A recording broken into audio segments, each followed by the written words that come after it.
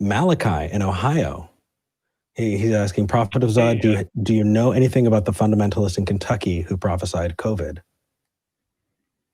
Yeah, I just wanted, it's more of a kind of a discussion topic. And by the way, Eric, it's great to hear you again on the show. We missed you last week. Cheers.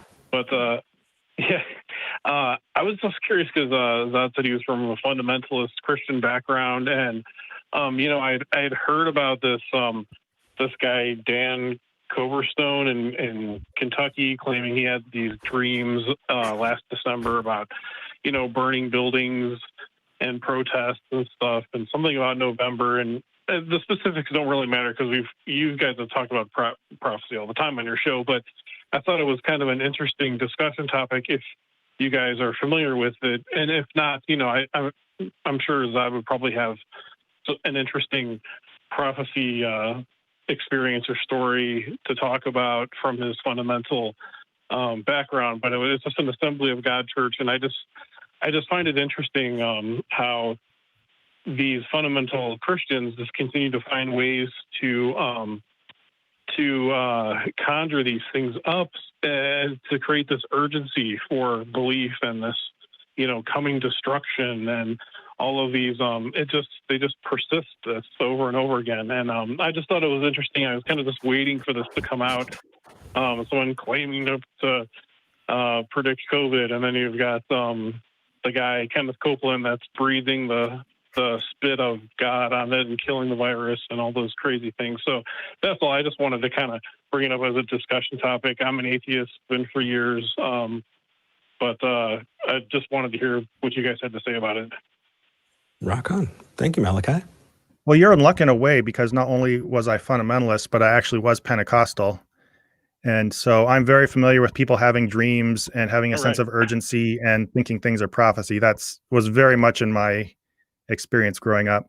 In fact, I graduated from an Assemblies of God school. So this sounds very, very much familiar. I don't know the specific story about the prophecy. I would be interested in getting a link to more information about that. But I tend to doubt that. I just kind of Googled it. There's actually multiple. I was surprised because I heard it from some of my family is obviously still Christian, and there's a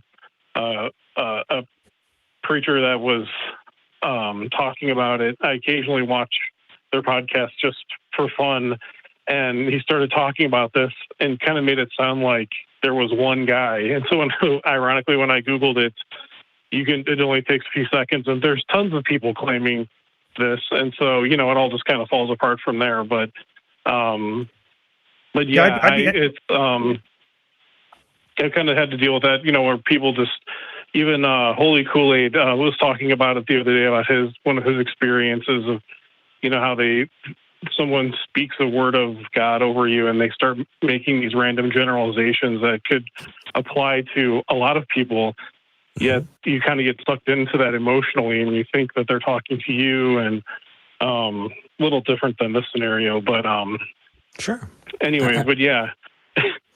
So I think this is a perfect example of the Texas sharpshooter fallacy.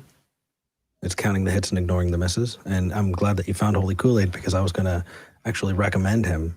His Psychics Debunked series goes over a lot of that and shows that you have all of these different predictions that are made. And so if you have hundreds of predictions, you find the one that came true and you focus on that one. See, this person is a real prophet. And you forget the others. And it's kind of crummy. And just on a side note, if you go back and watch that video, you'll see that Holy Kool-Aid was sitting right here in this same studio. He's my roommate. No joke. Yeah, seriously. That's awesome. Yeah, he's a good guy. Yeah, great. Yeah, I don't want to take up too much time, but got some other callers. But yeah, it's great I'll check you out, the Prophet of Zod. I love when you guys have guests on, because it's a great way to find, new contents and, new stuff to watch. And when you have new people on, so it's great to see you on. Much appreciated. Thank you, man. Yeah, thank you. Zod is absolutely worth your subscription. Check him out, because I don't know if he's going to hype himself as much as I think he should be hyped. Zod, dude, Yes, this guy. Subscribe. We don't mind. Thank you. Go. Yeah, dude, absolutely. So I guess the big thing I'd be curious about, sorry if I'm belaboring this too much, is based on what that person had said, did people know back then that COVID was going to come and anything about the nature of COVID? And if they did, why didn't they spread that news to the rest of the world? If so, that's actually useful prophecy. If not, you're just reinterpreting. That's pretty obvious stuff, but prophecy very rarely does anything to compel anybody who doesn't already believe. Agreed. I'm sorry I stepped over you on that one, my man. No, you're good. You're good. Okay.